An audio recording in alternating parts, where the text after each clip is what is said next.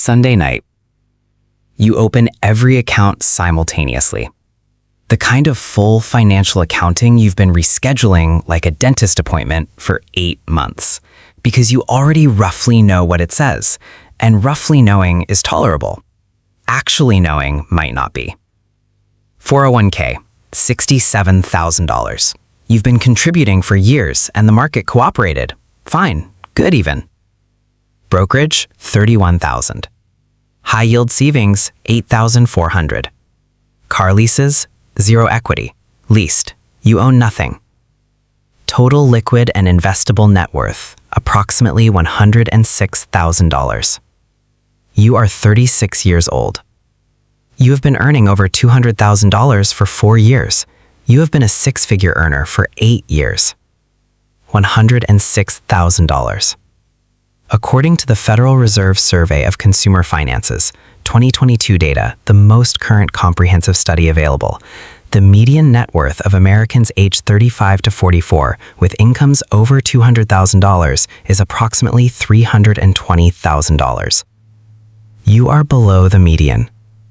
You are earning in the top 5%, and you are below the median net worth for your income peer group. There is a term the financial industry uses for households in your exact position: mass affluent.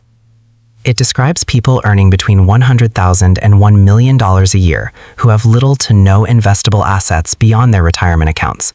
More than 30 million American households fall into this category. You have a high income and a low net worth. The industry has a name for it, which means it's common enough to require one. The psychologist Philip Brickman documented something called the hedonic treadmill in the 1970s. The basic finding: humans adopt to improved circumstances within approximately 6 to 18 months, returning to roughly their baseline level of satisfaction. The $4,800 apartment that felt transcendent became normal by spring. The Audi that turned heads became just the car you drive. The $300 dinner became a regular Tuesday. Each upgrade delivered its dopamine and departed on schedule.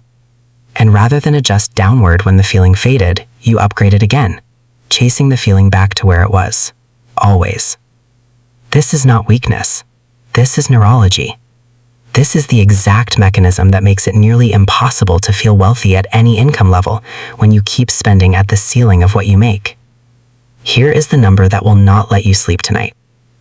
If you had taken $4,000 a month, the approximate gap between your current lifestyle spending and what a leaner, still comfortable version of this life would require, and invested it consistently over the last 10 years at the market's historical average, you would be looking at approximately $764,000 today. Not theoretical, not optimistic. Historical average math. $764,000. Instead, you have $106,000 and a wine subscription you've been meaning to cancel since February. And the month isn't even over. You don't make the changes all at once. That would be a different kind of performance, a dramatic gesture you could tell yourself a story about. What you do is quieter than that, and harder. You start with the cars. Both leases end within 4 months of each other. You do not release. You buy used.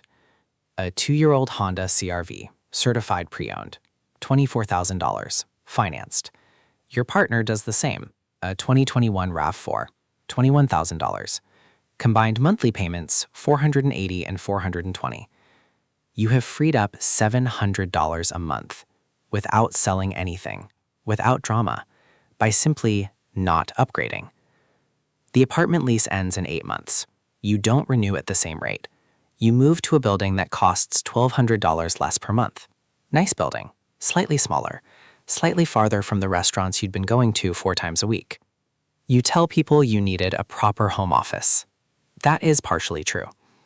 You cancel 6 subscriptions in 1 afternoon, not because 6 subscriptions are breaking you, because the act of canceling is the act of deciding what actually matters, of separating the things you chose deliberately from the things that simply accumulated while you weren't looking. You set an automatic transfer, $3,500 a month into a brokerage account, index funds, diversified, boring, automatic. The first month you check it constantly. By the 4th month, you mostly forget it exists. which is the entire point. The social cost is real.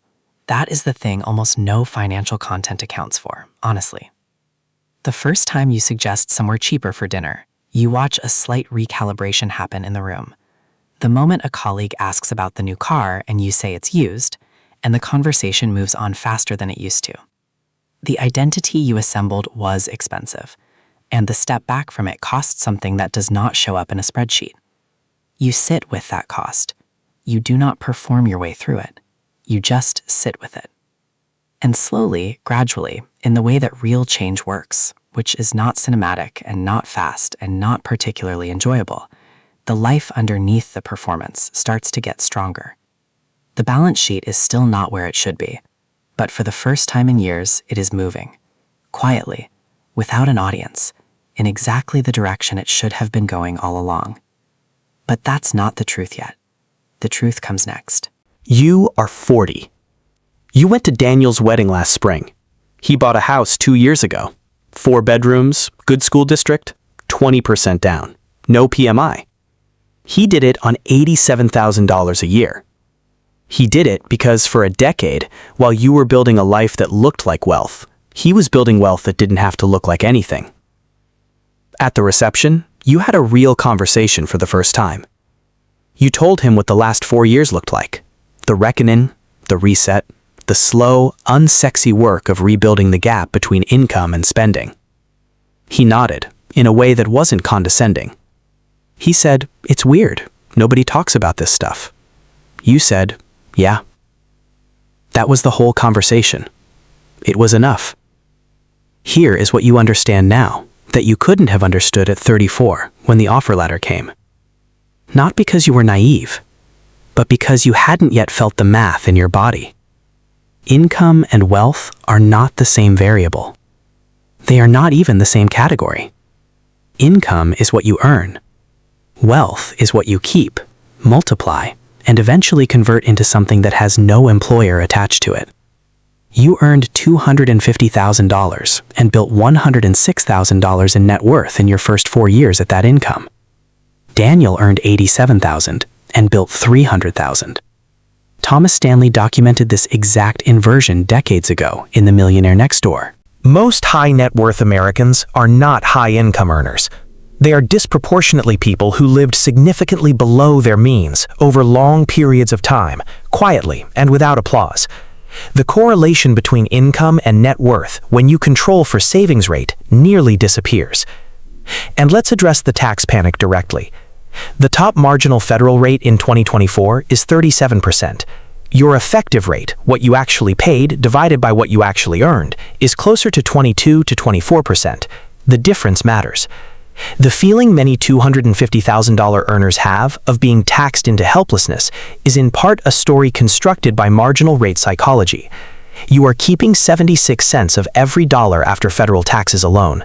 You were not a victim of the tax code. You were a participant in lifestyle inflation who needed a villain, and the IRS was convenient. Here's what nobody tells you about the mass affluent trap. The trap is not income. The trap is identity. The trap is the version of yourself you decided you were entitled to inhabit once you crossed a number. The apartment, the cars, the restaurants. They were not really about pleasure, not entirely. They were about proof. Proof to yourself, to your family, to the people who knew you before, that the number was real, that you had genuinely crossed into the category where things are different. But the category where things are actually different is not defined by what you spend. It's defined by what compounds.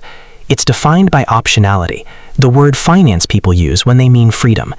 The freedom to leave a job that is slowly grinding you down. The freedom to take 6 months off if something happens to someone you love. The freedom to say no to the client you don't respect because your number is high enough that the no doesn't destroy anything. $764,000 is not just a number. $764,000 is the ability to pause, to choose, to stop having every financial decision made under the quiet, constant pressure of a monthly overhead that leaves no room for error and no room to breathe. You did not have $764,000 at 36. You had $106,000 and a wine subscription. At 40, you have $287,000. Not impressive on its own, but pointed, moving, compounding in the background, while you go to work and come home and live a life that is by any honest measure still comfortable, still full, still yours. The apartment is smaller, the car has 38,000 miles on it, the restaurant is sometimes the good one, and sometimes the Tuesday one, where the pasta is $14 and everyone leaves satisfied. And what you feel, sitting here, is not deprivation, it is not sacrifice. It is the specific, quiet satisfaction of a life where the inside matches the outside, where the number in the account and the number in your chest are finally pointing in the same direction. There is only one thing that actually matters at the end of all of this. The version of you who earns $250,000 and spends $250,000 is not rich. They are the highest paid person in a very expensive hamster wheel. The version of you who earns $250,000 and keeps $80,000 of it, who invests it quietly, unglamorously, without posting about it, without needing anyone at a dinner party to recognize it.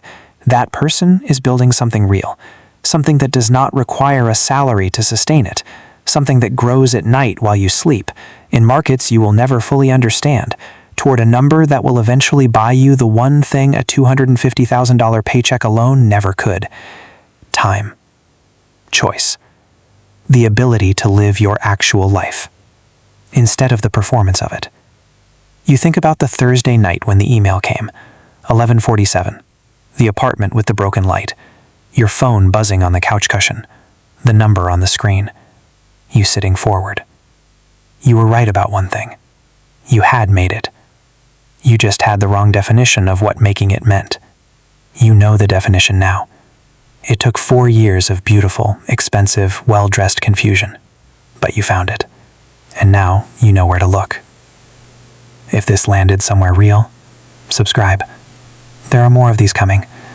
The kind of finance conversations that don't start with a whiteboard and a marker, but start with a Thursday night, and a number, and the specific way the math feels in your body when you finally stop looking away from it. See you in the next one.